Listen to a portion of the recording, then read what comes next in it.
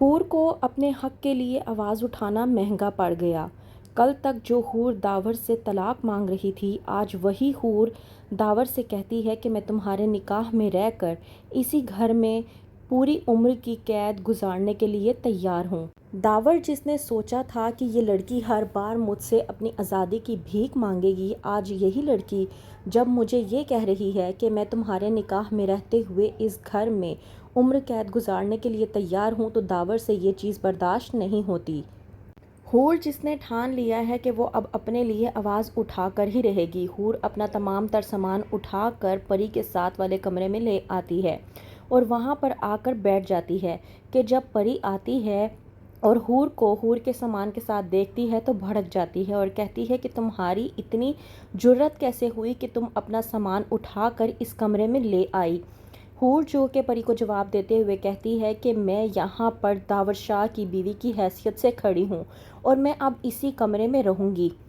پری جو کہ حور کی یہ بات سننے کے بعد بے انتہا غصے میں آتی ہے اور کہتی ہے کہ تمہاری اتنی اوقات نہیں ہے کہ تم میری برابری کر سکو، میں تمہیں یہاں ایک منٹ بھی برداشت نہیں کر سکتی، تم نے کیسے سوچ لیا کہ تم اپنا سامان اٹھا کر یہاں پر آ جاؤ گی۔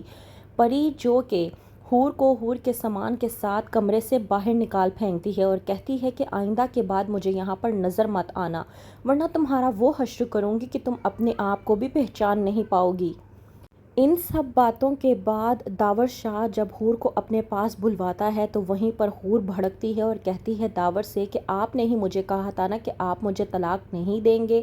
وہیں پر داور حور سے کہتا ہے کہ ہاں، میں تمہیں طلاق نہیں دوں گا، تم ساری زندگی یہیں پر مرو گی۔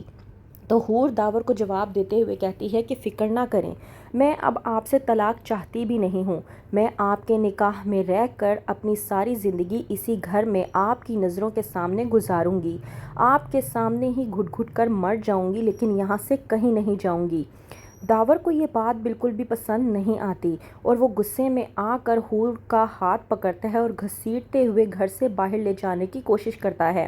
حور جو کہ داور کو کئی بار کہنے کی کوشش کرتی ہے لیکن داور ایک بار بھی حور کی بات نہیں سنتا۔ داور لے جا کر حور کو گھر سے باہر پھینک دیتا ہے اور کہتا ہے کہ تم میرے نکاح میں تو رہو گی ساری زندگی، لیکن تمہاری اتنی حیثیت اور اوقات نہیں ہے کہ تم میرے اس گھر میں رہ سکو۔ پری جو کہ یہ سب کچھ دیکھنے کے بعد خوش ہو جاتی ہے اور سوچتی ہے کہ چلو اچھا ہوا کہ اس لڑکی سے جان تو چھوٹی۔ وہیں پر دوسری طرف ایمن جو کہ تیمور سے اپنے دل کی بات کر کے اپنے دل کا دکھ ہلکا کرنا چاہتی ہے، جاتی ہے ایمن تیمور کے پاس اور جا کر کہتی ہے کہ میں بہت زیادہ دکھی ہوں،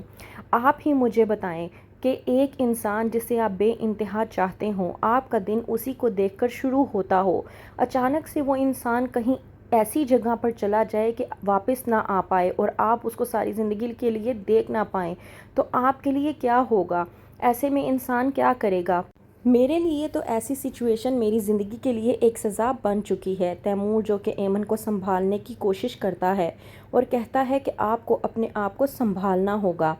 وہیں پر دوسری طرف داور جس نے حور کو گھر سے باہر نکال پھینکا ہے، لیکن حور نے بھی ٹھان رکھی ہے کہ وہ یہاں سے کہیں نہیں جائے گی۔ حور باہر لان میں ہی بیٹھ جاتی ہے اور وہیں پر ساری رات تیز بارش ہوتی رہتی ہے، جبکہ داور کھڑکی سے حور کو دیکھتا بھی ہے کہ وہ یہاں سے کہیں نہیں گئی اور ساری رات بھیگتی رہی۔